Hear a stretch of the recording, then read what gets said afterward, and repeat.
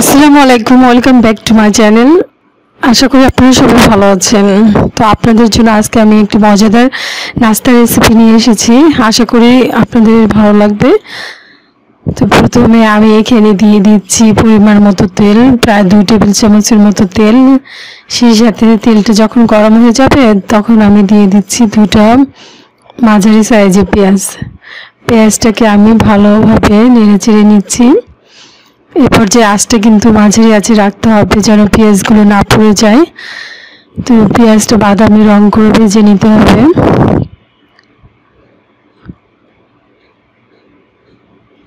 আস্তে আস্তে এভাবে পেঁয়াজগুলো ভেজে নিয়ে পেঁয়াজের মধ্যে আমি একে একে মশলাগুলো দিয়ে দেব।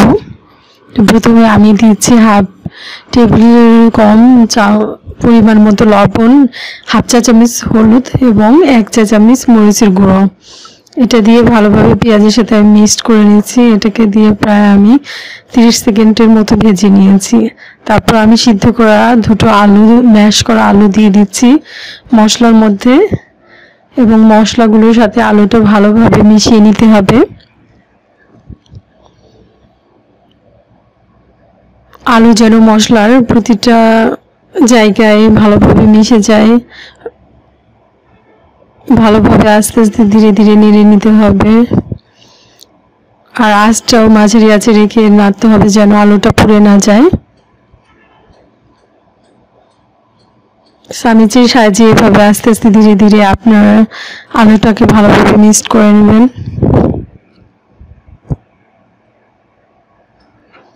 প্রায় 5 মিনিটের মতো এই আলুটাকে আমি এভাবে ভেজে নিয়েছি। আমার আলুর ভাজা হয়ে গিয়েছে। তো আলুর পুরটাকে আমি এখন ঠান্ডা করে নিচ্ছি একটি বাটিতে রেখে। এটা ঠান্ডা হওয়া পর্যন্ত আমি অপেক্ষা করছি। তো আমি এভাবে আলুটাকে রেখে দিয়েছি ঠান্ডা হওয়ার জন্য। এখন আমি একটি বাটি নিয়েছি, বাটিতে ঠান্ডা হওয়া আলুগুলো নিয়ে নিচ্ছি।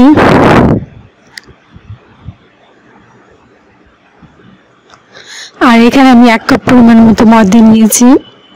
তো পুরো ময়দাটা আমি দিইনি, আমি এখানে 1 কাপের কম পরিমাণ ময়দাটা এখানে ঢেলে দিয়েছি, সম্পূর্ণ ময়দাটা ঢালিনি।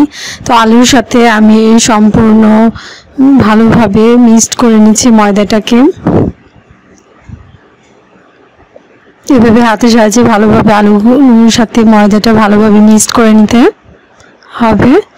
তো আমার যেটুকু আরও ময়দা বাকি ছিল আমি পুরোটা দিয়ে দিচ্ছি। আমার টোটাল 1 কাপ পরিমাণ ময়দা এখানে লাগলো। আমি সম্পূর্ণ ময়দাটাতে দিয়ে ভালোভাবে এটাকে মিক্সড করে নিচ্ছি।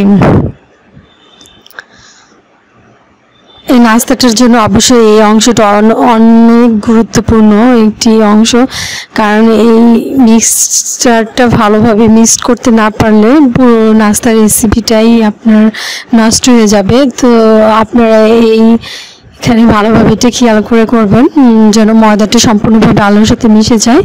তো আমার দেখুন মাখানো হয়ে গিয়েছে, অনেক সফট একটা ডোর মতো তৈরি হয়ে গিয়েছে। তো যতক্ষণ না পর্যন্ত আমার মনে হচ্ছে এটা আরও সফট হবে ততক্ষণ আমি এটাকে ভালোভাবে মিক্সড করে নিয়েছি। এভাবে আমার মিক্সড করা হয়ে গিয়েছে। তো আমি এটাকে আরও কিছুক্ষণের জন্য রেস্টে রেখে দিয়েছি, তাতে স্বাদটা আর ভালো আসবে।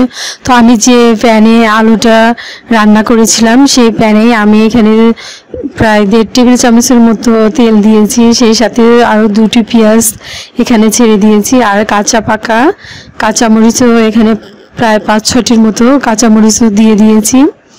তো এটাকে আমি ভালোভাবে এখন মিক্সড করে নিচ্ছি একসাথে এবং ভেজে নিতে হবে ভালোভাবে যেন পেঁয়াজগুলো পুড়ে না যায়।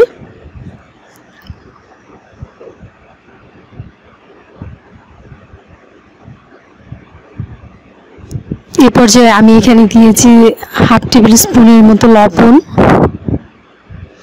কারণ যেহেতু আলুর ডোটা তৈরি করতে আমার ওখানে লবণ আছে তাই এখানে পরিমাণ মতো লবণটা দিতে হবে। সেই সাথে আমি দিয়ে দিচ্ছি 2টি ডিম এবং ডিম দুটো আমি পেঁয়াজ মরিচের সাথে ভালোভাবে মিক্সড করে নেড়ে নিচ্ছি। ডিমটাকে অল্প আঁচে রেখে একটু ফ্রাই করে নিতে হবে।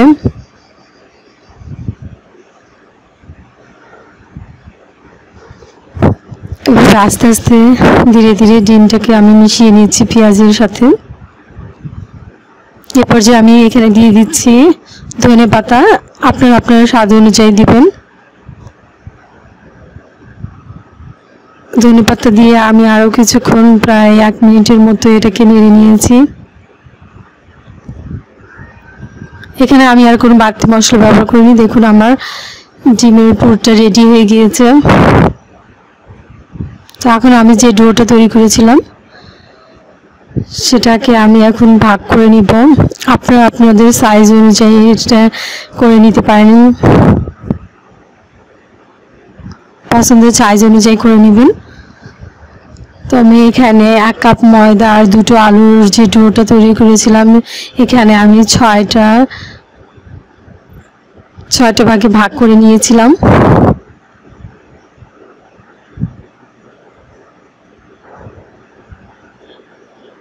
আপনারা চাইলে এর চেয়ে ছোট করেও নিতে পারেন। তো আমি এখন একটি তৈরি করে দেখাচ্ছি আপনাদের। ভীষণ মজার রাস্তার রেসিপিটি আপনি অবশ্যই বাসায় ট্রাই করবেন। তো আমি এটা বেলুনের সাহায্যে আস্তে আস্তে এটাকে ঘুরিয়ে ঘুরিয়ে উল্টে দিচ্ছি, আপনারা দেখতে পাচ্ছেন।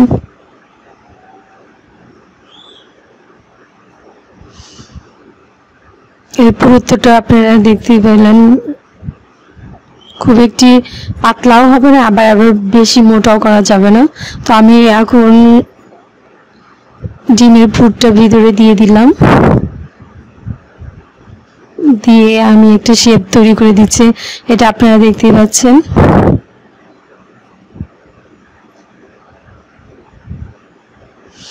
হাতের সাহায্যে এটাকে আস্তে আস্তে চেপে চেপে শেপটা তৈরি করে নিতে হবে যেন পুরটা বের হয়ে না যায়।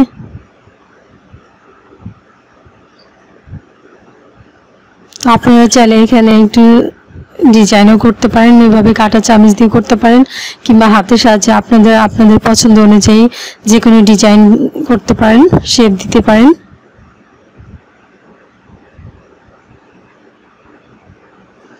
তো আমার কাছে এটা সহজ মনে হলো, যেহেতু আমি এটা ঝটপট করে একটি নাস্তা তৈরি করছি বিকেলের জন্য।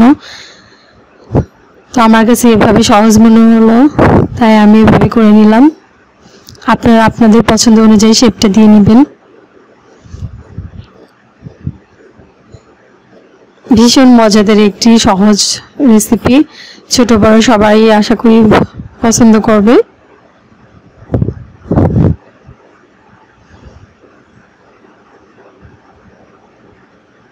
আপনাদের সুবিধার্থে আমি আর একটা তৈরি করে দেখালাম।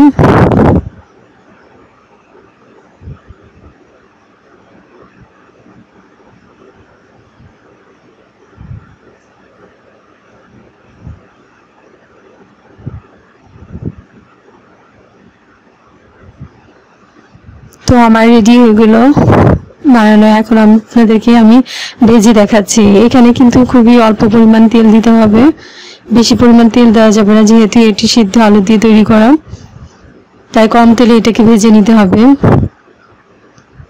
এখানে প্রায় 3 টেবিল চামচের মতো আমি তেল দিয়েছি, দিয়ে এটাকে একটু ফ্রাই করে নিচ্ছি, লালচে না হওয়া পর্যন্ত আমি এটাকে ভেজে নিব। এটা ডিপ ফ্রাই করা যাবে না এই জন্য, কারণ বেশি গভীর তেলে এটা ভাজতে গেলে এটার মুখটা খুলে আসতে পারে। তো এটাকে একটু কম তেলে ভেজে নিতে হবে। আমি আর একটা ছেড়ে দিচ্ছি। এভাবে আস্তে আস্তে ধীরে ধীরে আপনারা ভেজে নেবেন।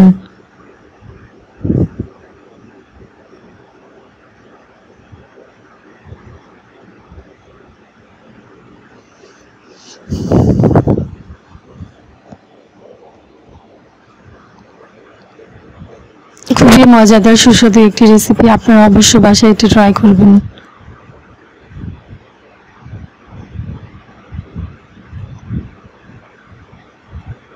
তো আমার ভাজা হয়ে গিয়েছে, দেখুন কালারটা মাশাআল্লাহ অনেক ভালো আসছে, লালচে হয়েছে। তো আমি এখন এগুলোকে উঠিয়ে নিচ্ছি। এটা জোরে আছে ভাজা যাবে না, তাহলে হবে ভিতরটা কাঁচা কাঁচা থাকবে এবং উপরটা পুড়ে যাবে, খেতে খুবই খারাপ লাগবে। তো আমার দুটো হয়ে গিয়েছে, এখন আপনাদেরকে সার্ভ করে দেখাচ্ছি। দেখুন কত সুন্দর হয়েছে, এই রেসিপিটা দেখে অনেক ভালো লাগছে। মাশাআল্লাহ, অবশ্যই আপনারা এটা বাসায় তৈরি করে ফ্যামিলি সবাইকে খাওয়াবেন।